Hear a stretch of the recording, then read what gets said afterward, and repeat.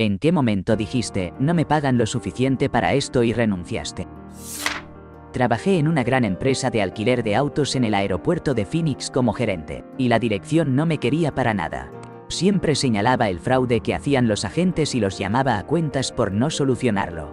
Algunos de ellos mentían y engañaban a la gente con cargos adicionales, y luego se desquitaban conmigo cuando devolvían los vehículos. Para empeorar las cosas, decidieron cambiarme a un turno de miércoles a domingo, de 3 de la tarde a medianoche. En mi segunda semana en el nuevo horario, estábamos en una reunión con 20 personas revisando las reservas contra los autos disponibles. La proyección mostraba que íbamos a tener 400 autos menos de los necesarios en el turno en el que yo era el único gerente presente. El director me miró y me soltó: diviértete con eso, riéndose a carcajadas. Al salir de la reunión, me dirigí a una computadora, envié mi renuncia al departamento de recursos humanos y me fui.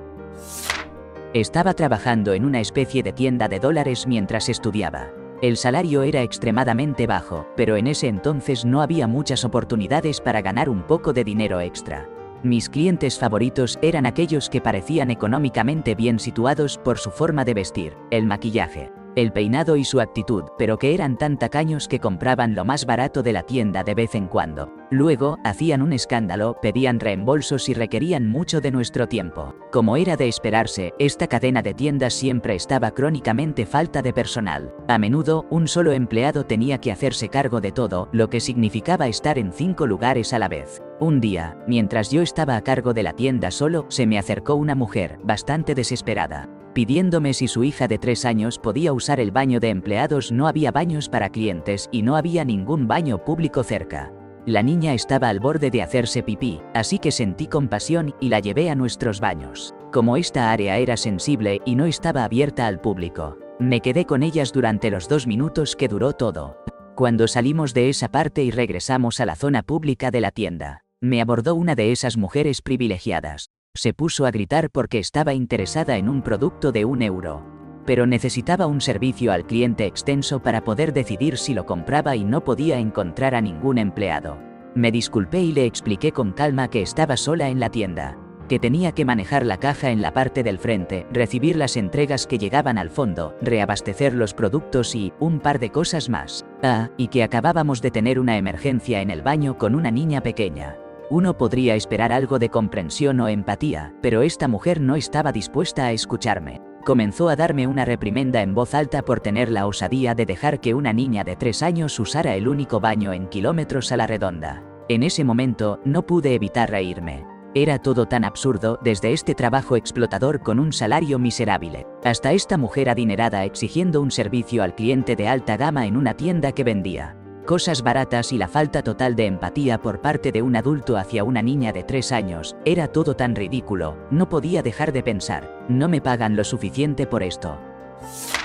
Estaba volando con unos análisis de SIDA para una empresa médica en un avión de carga, cuando de repente el tren de aterrizaje falló y no pudo extenderse. Imagínate la situación. Estaba a unos 550 metros con poca visibilidad debido a la niebla en la aproximación, y tenía que hacer un aterrizaje sin el tren de aterrizaje. En mi último intento, antes de quedarme sin combustible, logré bajar las ruedas principales, pero la parte delantera no se extendió del todo. Ya en la aproximación, vi las luces de entrada y el entorno de la pista. En ese momento, tomé la decisión de apagar los motores y ajustar las hélices para reducir la posibilidad de un incendio si aterrizaba con el vientre del avión en el suelo. Finalmente, logré aterrizar de manera segura. Me quedé sentado allí en la pista pensando, son las 3 de la mañana, casi muero, y todo esto por un sueldo de 24.000 al año. ¿No es una locura? En el ámbito de la medicina, he atravesado momentos desafiantes, pero nada se compara con la experiencia vivida durante la pandemia de COVID, especialmente aquí, en un estado profundamente conservador. Me vi enfrentado a situaciones extremas, amenazas con armas, la presencia de objetos cortantes visibles. Familias enteras se volcaron contra mí, culpándome por la pérdida de sus seres queridos. Recibí escupitajos, insultos y amenazas que no solo ponían en jaque mi vida, sino también la de mis seres queridos. Todo por el simple deseo de ayudar a que las abuelitas pudieran respirar con mayor facilidad. Como si eso no fuera suficiente, se me otorgó un bono único de $500 sin ningún aumento de sueldo durante ni después de la crisis. Y aquí me encuentro, aún conectando a pacientes a ventiladores, oxígeno y equipos CPAP, sintiendo que mi labor no es recompensada de forma justa. Solo deseo que las personas disfruten de una buena calidad de vida. Porque, francamente, esta situación ya es lo suficientemente compleja como para añadirse la preocupación de la incomodidad provocada por la falta de aliento y la imposibilidad de ir al baño a tiempo. Y un consejo final: si fumas, realmente deberías considerarlo y dejarlo.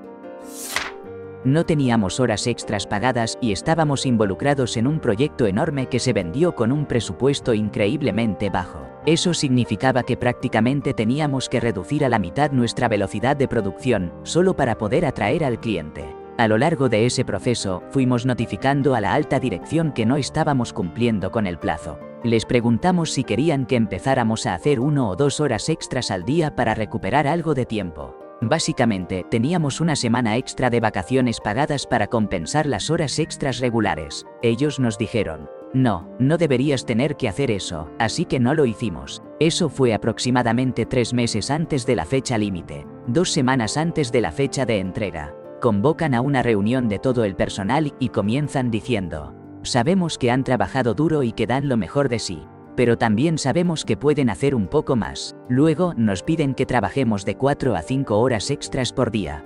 Finalmente se dieron cuenta de que íbamos a perder el plazo y que nuestro cliente estaba amenazando con multas enormes si no cumplíamos. Todo el equipo estaba furioso, nadie aceptó hacer tantas horas extras al día sin que nos pagaran, especialmente después de que ofrecimos trabajar un poco antes, pero en menor cantidad. Uno de nuestros artistas senior se quedó en la sala de reuniones con la alta dirección y les dijo que ahora tenían a todo el estudio en su contra. Si querían que hiciéramos eso, necesitaban pagarnos horas extras, al menos eso. Se ofreció como mediador entre ellos y nosotros para asegurarse de que los artistas volvieran a centrarse en completar el proyecto. La alta dirección lo llamó líder de la rebelión y lo etiquetaron como un traidor a la empresa, que solo se preocupaba por el dinero.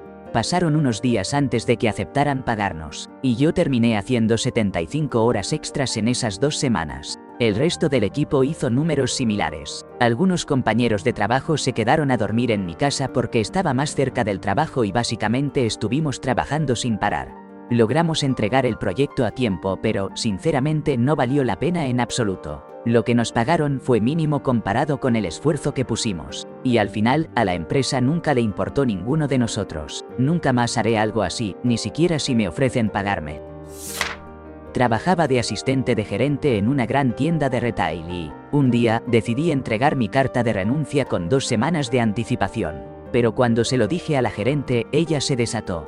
Empezó a gritar y a maldecir, diciendo lo inconsiderado que era dejarla en la peor época de la temporada. La escuché pacientemente hasta que tomó aire. En ese momento, la interrumpí y le quité la carta de su mano. Le dije: tienes razón, no debí hacer eso. Le di el tiempo suficiente para que una ola de alivio invadiera su rostro, pensando que había cambiado de opinión. Pero luego, con calma, me quité la identificación, el teléfono de la empresa y las llaves y los dejé sobre su escritorio. Le aclaré: lo que quiero decir es que no debí avisarte con 2 semanas de anticipación. Estoy fuera ahora. Y la verdad, no me pagaban lo suficiente como para aguantar su actitud 2 semanas más. Trabajé por el salario mínimo en una tintorería. Me tocó trabajar solo en una de nuestras sucursales que tenía una seria infestación de arañas y, donde los clientes solían darme largos discursos en contra de las personas trans, porque en ese momento no pasaba como ellos decían, y mi gerente no me ofrecía ningún tipo de apoyo. Teníamos un sistema donde los clientes habituales podían tener una bolsa con un código de barras. Así podían dejar su ropa rápidamente, en lugar de entregarla personalmente en el mostrador. Un día, una mujer dejó una bolsa en el mostrador y gritó: «Gracias», mientras salía corriendo por la puerta. Recuerdo que pensé que era un gesto realmente bonito, porque era la primera vez que un cliente me gracias, pero pronto entendí por qué. Abrí la bolsa y todo lo que había dentro estaba completamente cubierto de excremento humano. Cerré la bolsa y me fui a lavarme las manos como un médico se prepara para una cirugía. Luego llamé a mi supervisor, quien me dijo que solo usara un par de guantes extra y que todo estaría bien. No recibí ninguna capacitación sobre biohazard. No sabía cuáles eran los protocolos adecuados para tratar con material que podría estar infectado. Le dije que definitivamente no iba a volver a abrir la bolsa, porque no contaba con el equipo de protección ni con los materiales de limpieza necesarios para asegurar que ninguna bacteria llegara a la ropa de otros clientes. La mayoría de las tintorerías ni siquiera aceptan prendas con excremento humano. Pero al parecer esta cliente era una habitual que hacía esto aproximadamente una vez al mes, y aún así la dejaban seguir Nadie me había advertido sobre esto cuando me asignaron a esa sucursal. Ella me dijo que solo le pusiera una nota adhesiva en el exterior de la bolsa y que la mantuviera separada de las demás prendas, que sería manejada en nuestra planta de limpieza. Le puse unas 30 notas para asegurarme de que los encargados del transporte no se llevaran sorpresas y fueran muy cuidadosos con la bolsa. Mandé un mensaje al grupo de chat del equipo sobre lo que había sucedido. Aseguré la tienda y dejé las llaves por la ventana de entrega que permite el ingreso de bolsas después del horario. Estuve desempleada durante 3 meses más, pero sabía que valía mucho más que eso. 2 años después de dejar ese trabajo, recibí una notificación de que por fin estaban trabajando en mi ticket de soporte para que se solucionara la infestación de arañas. Trabajé un tiempo en una planta de tratamiento de aguas residuales como ingeniero en instrumentación y automatización. En nuestra instalación de deshidratación, una de las bombas principales se detuvo y los mecánicos pensaron que había algo atrapado en las aspas de la bomba. Para poder drenar el agua y trabajar en ella, cerraron la válvula del agua contaminada entrante. Sin embargo, la tarea no se llevó a cabo como debía. Giraron la manija, pero no verificaron si el indicador se había movido a la posición de cerrado. Yo estaba 2 pisos arriba, observando hacia abajo y noté que el indicador no estaba completamente en la posición de apagado. Entonces grité a los mecánicos mientras comenzaban a aflojar la tapa de la válvula de retención para revisar el lado de entrada de la bomba. Ellos se rieron hasta que habían retirado todos los tornillos de la tapa. Al principio no sucedió nada, ya que la tapa estaba sellada de manera efectiva. Pero cuando empezaron a golpearla con un martillo de 2,5 kilos, aflojaron un poco el sellador y entonces el agua contaminada comenzó a salir disparada. No era un simple goteo como si la válvula estuviera cerrada, sino que brotaba con suficiente fuerza como para alcanzar 5 o 6 metros. Continuaron golpeando sin tornillos y aquella tapa de unos 23 kilos se soltó de golpe, como si no pesara nada. Como la válvula no estaba cerrada, esa tapa enfrentaba la presión de aproximadamente 475.000 litros de aguas residuales empujando contra ella. Los 2 mecánicos quedaron empapados por un geyser de aguas residuales que emergía de la válvula de retención. Trataban de rescatar sus herramientas suministradas por la empresa del líquido contaminado y gritaban para que yo y el técnico que estaba conmigo bajáramos para ayudarlos a recogerlas. Obviamente, nosotros dijimos que no, mientras observábamos su lucha en aquel entorno en el que el agua ya les llegaba a la cintura. Al final, inundaron toda la sala de bombas con alrededor de 3,5 metros de agua contaminada, lo que resultó en la destrucción de nuestras roles y otras bombas en el proceso. Sin bombas en funcionamiento, la planta tuvo que desviar todas las aguas residuales entrantes a un campo y al cercano Río Rojo durante varias semanas, además de enfrentar multas por la contaminación. Y para colmo, esos muchachos se enojaron cuando les sugerimos que fueran al hospital de inmediato, recordando que la hepatitis y otros virus no son algo para tomar a la ligera. No fueron hasta que su supervisor los obligó. En la secundaria, mi mejor amigo y yo trabajábamos como lavaplatos en un restaurante familiar, ganábamos el salario mínimo. La verdad, fue el trabajo más duro que he tenido. Además, el restaurante tenía un apartamento para alquilar a personas que vivían arriba, y por alguna razón, mi jefe siempre intentaba meterme en sus problemas. Por ejemplo, una vez necesitaban una nueva lavadora de platos, y mi jefe me obligó a desconectar la vieja, cargarla hacia abajo y luego cargar la nueva hacia arriba y conectarla. Desde ese día, básicamente me usó como si fuera un hombre de mantenimiento. En otra ocasión, me hizo ayudar a un techador y solo me di cuenta de lo absurdo de la situación, cuando aprendí que el techador estaba ganando miles de dólares por el mismo trabajo que estábamos haciendo juntos. Aprendí un par de cosas sobre techado, pero la verdad es que no es una habilidad que haya necesitado desde entonces y vaya que fue un infierno hacerlo en verano. Pero el peor día de todos fue cuando las personas que vivían en el apartamento hicieron una fiesta y alguien terminó vomitando en las escaleras que llevaban a la puerta del apartamento. Era pleno invierno y las escaleras eran exteriores, así que el vómito se había congelado completamente y cubría toda la escalera. Mi jefe, literalmente, me dio un cincel y me dijo que lo desconectara y limpiara.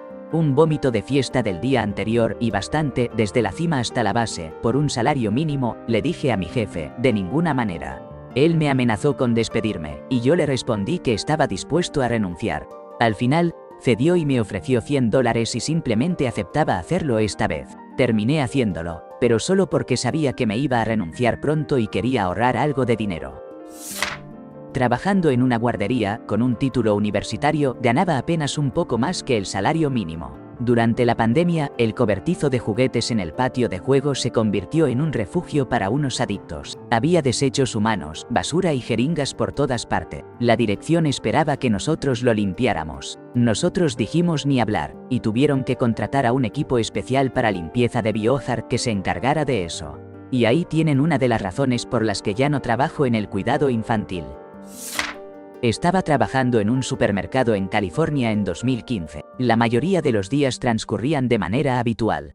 Charlas breves con los clientes y esas cosas. Pero en mi último día, entró una señora que parecía salida de un chiste europeo sobre América. Pesaba más de 136 kilos, tenía más dobles mentones que la zona de Chinatown, y cuando llegó a mi caja, comenzó a escanear sus compras. De repente me pregunta, ¿tienen esto en un tamaño más grande?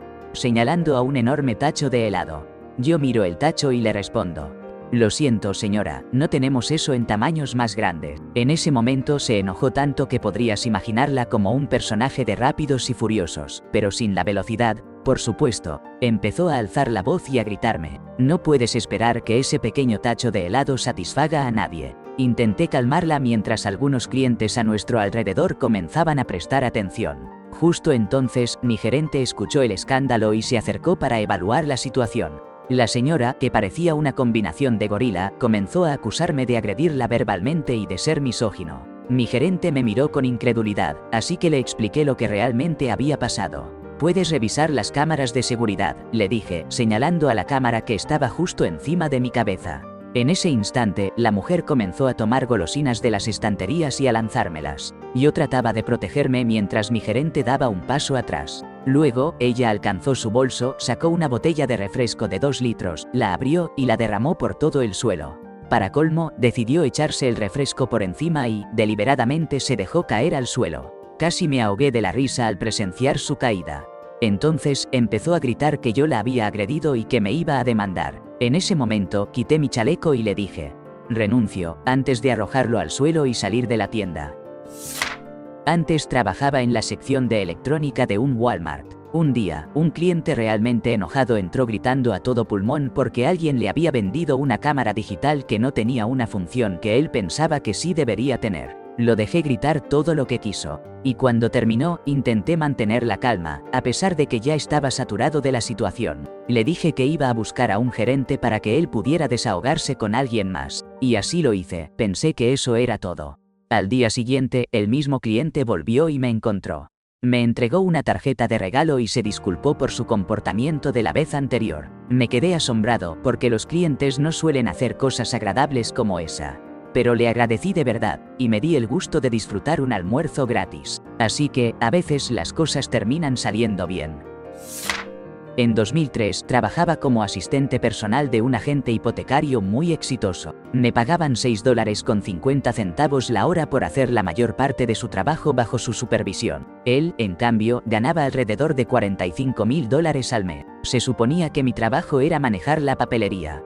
Pero durante los primeros 6 meses se convirtió en algo mucho más complejo. Respondía todas sus llamadas personales porque eso lo hacía sentirse más importante. Recogía todas las aplicaciones, me encargaba de la comunicación con los clientes y dentro de la oficina. Iba a recoger su ropa de la tintorería, cubría su absentismo. Soportaba sus gritos y arranques de ira, reservaba sus habitaciones de hotel, le traía el almuerzo, le mentía a su esposa y ocultaba sus múltiples aventuras. Y cada mes me escribía un cheque de menos de $2.000 mientras que yo hacía las cuentas de sus $45.000 en comisiones. ¿Y el evento que hizo que todo estallara? Una cortada de papel. Stan, su nombre verdadero, se lastimó un dedo al buscar entre uno de esos archiveros de 40 centímetros de grosor que yo mantenía meticulosamente. Estalló de furia, agarró todos los papeles y los lanzó al aire dejando que cayeran como confeti. Luego gritó, «Ahora recógelo».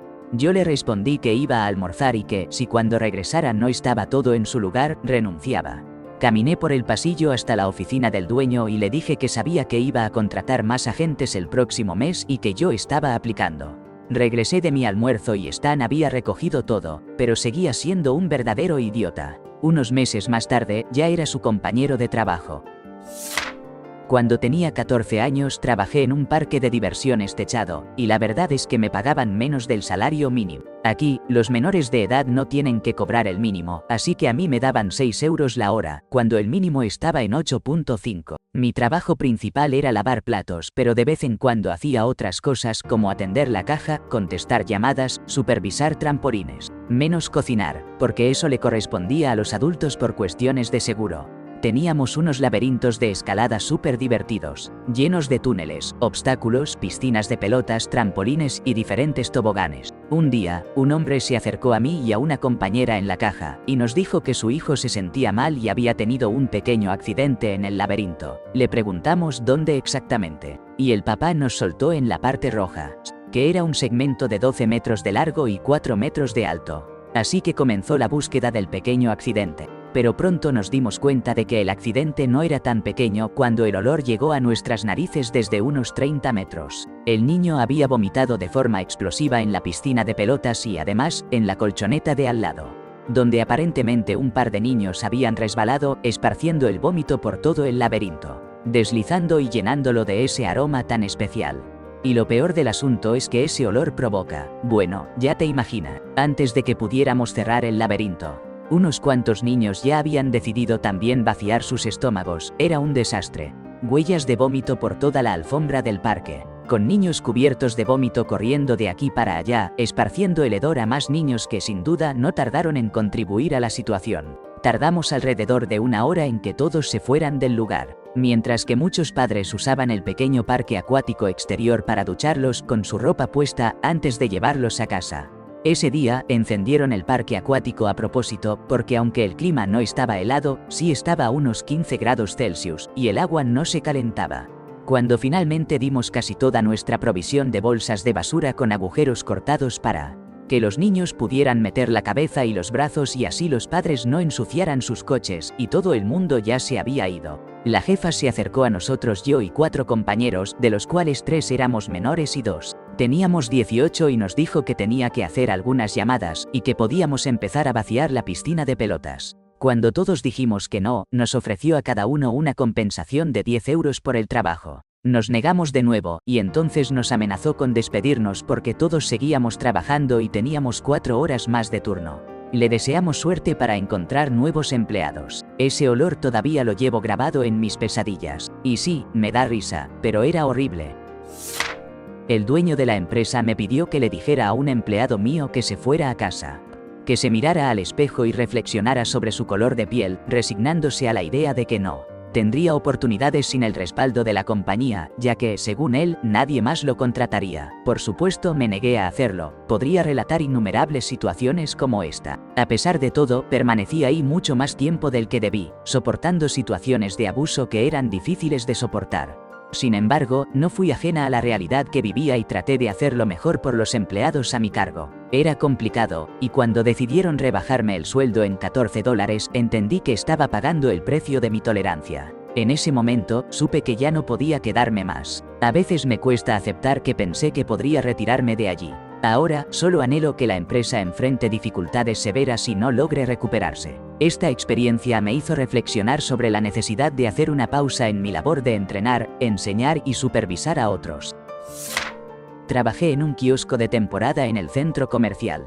De esos que venden salchichas y queso, solo abiertos desde Acción de Gracias hasta principios de enero. La gerente de nuestra tienda era un verdadero desastre y a lo largo de la temporada empezó a aparecer cada vez menos. Aparentemente, había conseguido un trabajo en la zapatería justo al lado de nosotros, donde trabajaba turnos completos y parecía pensar que estar en la misma proximidad física era lo mismo que ser nuestra jefa. Para cuando la temporada terminó, ya no apareció en absoluto. Nunca renunció oficialmente, simplemente nos dejó en visto. Un día, la gerente regional se presentó en la tienda y preguntó: ¿Dónde está tu gerente? Me ha estado ignorando cuando se supone que debería estar trabajando en los procedimientos de cierre.